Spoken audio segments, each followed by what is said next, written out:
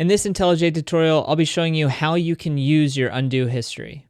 So to view your undo history, you have to go up in the upper left, click on these three dots, go to view, and then go to recent changes. You can also hit Alt-Shift-C on your keyboard to open up this menu.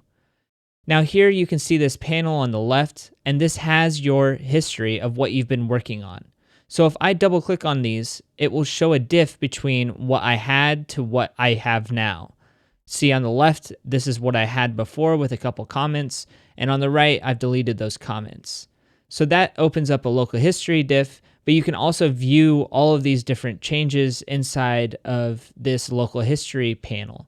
You can also revert these changes. If I right click this and select revert selected and later changes, it will actually revert my current source code to now using these two comments. Inside of your local history, you also get a view into what files have actually been modified by this action. So you can see down in this bottom panel that start combat subcommand was the actual target of this action. Now I can walk through each one of these and sort of do different things, and you can see that the files down here are updating.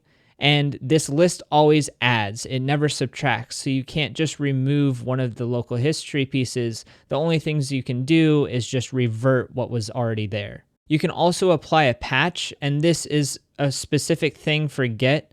I'm not going to go too deep into how to use this, but you can get a patch either to your clipboard if you want to send this like via email, or save it to a file so that you can apply it later.